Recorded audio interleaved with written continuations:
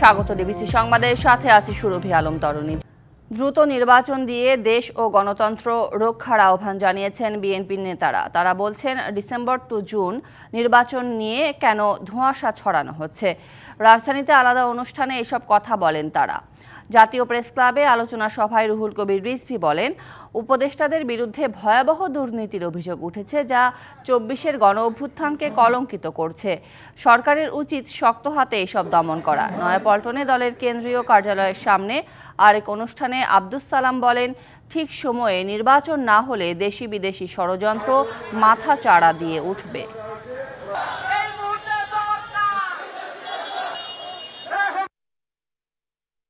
June পর্যন্ত আমরা জানি যে ফেব্রুয়ারির পরে যে অবস্থার সৃষ্টি হয় বাংলাদেশে, মার্চের পরে আর অবস্থা থাকে না, নরমাল অবস্থা।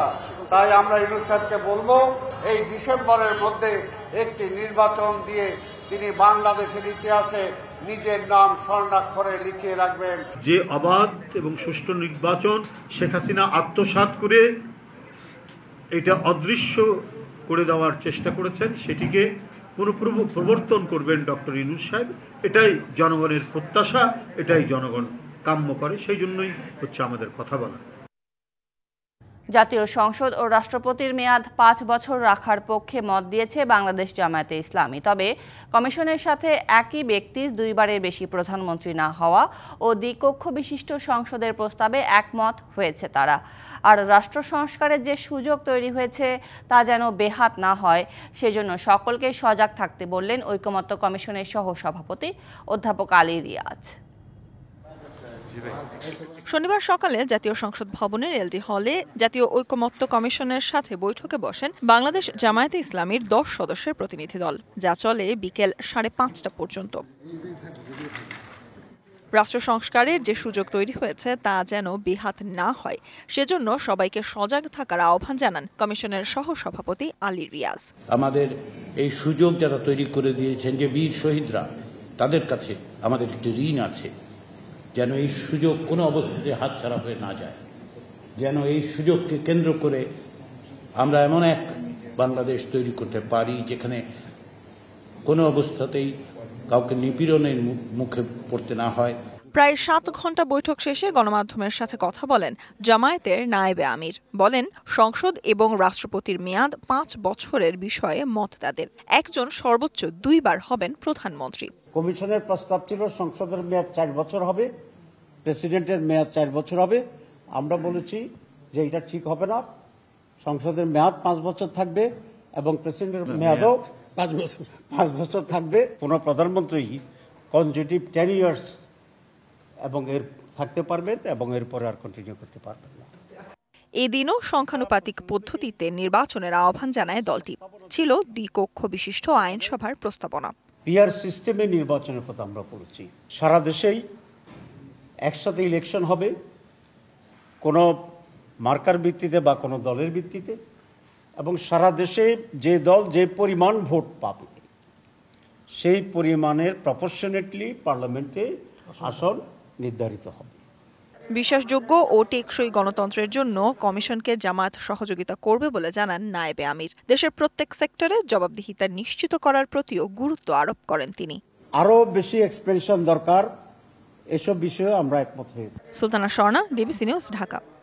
বিভিন্ন থানা ও ফাঁড়ি থেকে লুট হওয়া অস্ত্র উদ্ধারে দেশব্যাপী চলছে সাঁড়াশি অভিযান।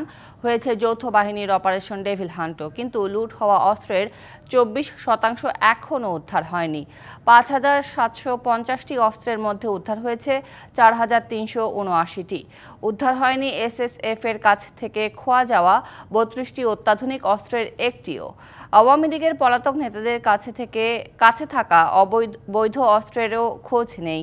এসব অস্ত্র সন্ত্রাসীদের হাতে পড়লে আইনশৃঙ্খলা পরিস্থিতির বড় ধরনের অবনতি ঘটবে আশঙ্কা বিশ্লেষকদের।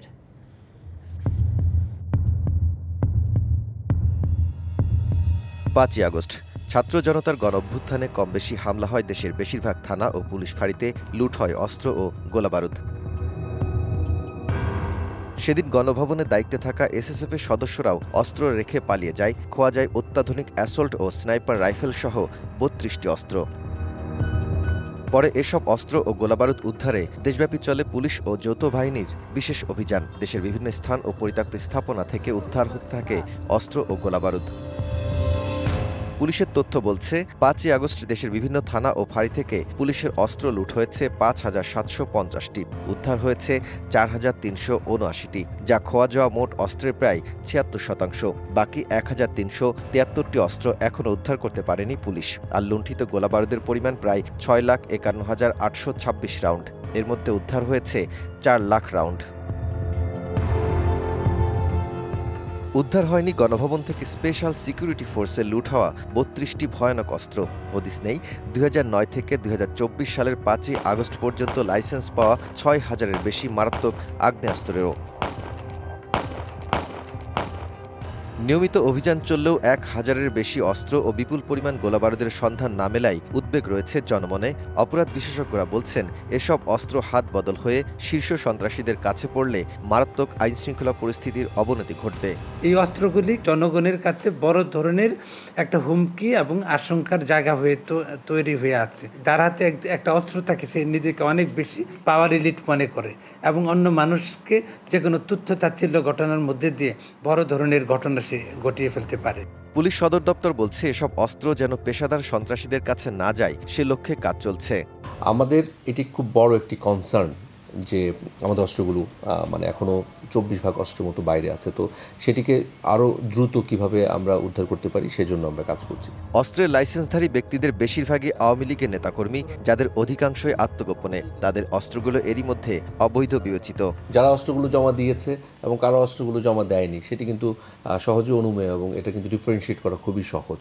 তো সেভাবেই কিন্তু আমরা কাজ করছি। সুতরাং যারা অস্ত্রগুলো জমা প্রদান করেননি, অবৈধ অস্ত্র হয়ে আছে, তো তাদের বিরুদ্ধে যে আইনগত যে ব্যবস্থা সেটি গ্রহণ করা হচ্ছে। অস্ত্রের তথ্য দিয়ে সহযোগিতার অনুরোধ জানিয়েছে পুলিশ সদর দপ্তর। জনগণের কাছেও আহ্বান জানাতে চাই যে দাউদ খান, ডিবিসি নিউজ, ঢাকা। এবার গ্রীষ্মে নিরবচ্ছিন্ন বিদ্যুৎ পাওয়া অনিশ্চিত। খোদ বিদ্যুৎ উপদেষ্টা বলছেন, লোডশেডিং থাকবে, তবে তা সীমিত রাখার চেষ্টা করা হবে। তবে এক্ষেত্রে গ্রাম শহরের মধ্যে বৈষম্য থাকবে না। বিদ্যুৎ ভবনে এক অনুষ্ঠানে এসব কথা জানান তিনি। বলেন, অপ্রয়োজনীয় কিছু প্রকল্পের ব্যয় কমানোর ফলে বাড়তি কিছু টাকা পাওয়া যাওয়ায় বিদ্যুৎ মন্ত্রণালয়ের বকেয়া পরিশোধ করা গেছে। ফলে এবারের বাজেটে বিদ্যুৎ ও জ্বালানি খাতে ভর্তুকি বৃদ্ধির বদলে কমবে। মিলিয়ন ইউনিটের মধ্যে থাকে। জ্বালানি সংকট থেকে উত্তরণের পথ বিষয়ে এই সেমিনারের আয়োজন করে জ্বালানি প্রতিবেদকদের সংগঠন forum for energy reporters Bangladesh FERB, যেখানে জ্বালানি খাতের বর্তমান সংকটের চিত্র তুলে ধরে গবেষকরা পরামর্শ দেন নিজস্ব সক্ষমতায় গ্যাস অনুসন্ধান বাড়ানো, জ্বালানির প্রকৃত চাহিদা নির্ধারণ এবং গৃহস্থালী CNG ও ক্যাপটিভে গ্যাস সংযোগ না দেয়ার। তাহলে নিয়ার টার্ম চ্যালেঞ্জ হচ্ছে regasification.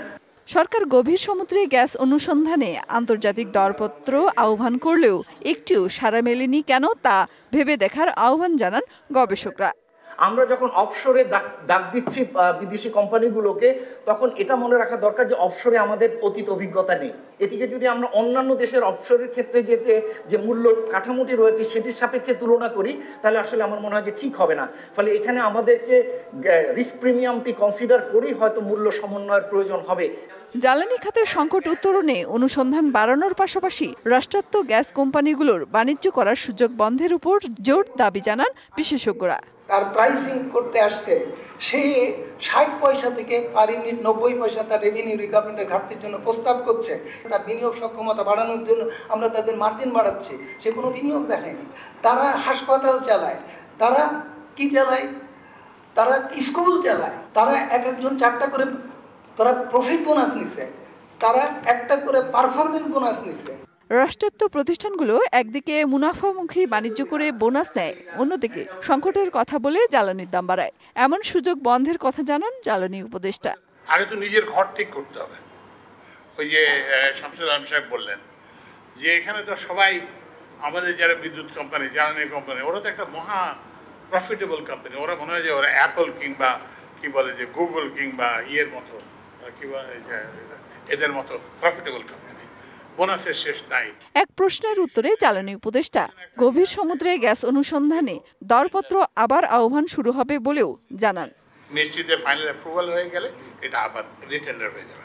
Mehermoni, DBC news, Dhaka. সংবাদ এই ছিল এখনকার মতো। ডিবিসি নিউজের সংবাদগুলো পড়তে ভিজিট করুন dbcnews.tv আর ভিজিট করুন ডিবিসি নিউজের ফেসবুক পেজ এবং ইউটিউব চ্যানেল। সঙ্গে থাকুন।